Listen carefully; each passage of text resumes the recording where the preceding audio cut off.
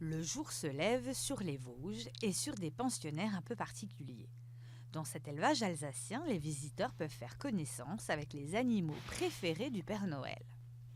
C'est pas des animaux qui pourraient rester en plaine du fait qu'il ferait beaucoup trop chaud pour eux et l'herbe ne serait pas adaptée. Donc du coup c'est pour ça qu'ils sont dans une forêt de sapins et en altitude. Les premiers rennes sont arrivés ici en 2005. Le propriétaire de l'élevage, Thierry Henniger, en a d'abord acheté 3, puis en a fait venir d'autres de Laponie. Aujourd'hui, une quarantaine de rennes font la joie des petits et des grands venus visiter la ferme aux rennes.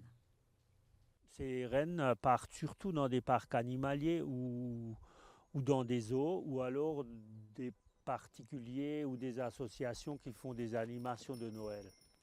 Donc aucun de nos rennes pour le moment n'est parti à l'abattage. Et pour en savoir plus, un petit musée explique tout. En Laponie, les rennes font partie intégrante de la culture des Samis, une population autochtone spécialisée dans l'élevage des rennes. Mais ces cervidés, presque sacrés pour les Samis, sont menacés, en particulier par le réchauffement climatique. Aujourd'hui, il peut arriver que pendant un jour, on soit dans du positif, même dans du +1, +2. Ça regèle et après les rennes, comme le lichen est au sol, n'arrivent plus à gratter cette glace qui s'est formée. Et voilà, donc c'est pas qu'il n'y a plus assez de lichen, mais c'est que les rennes n'arrivent plus à l'atteindre dû à ce réchauffement climatique.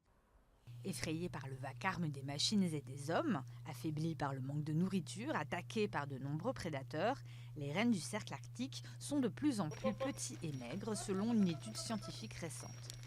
Et les lapons ne sont pas les seuls à s'en alarmer. Car sans les rennes, qui donc tirera le traîneau du Père Noël ?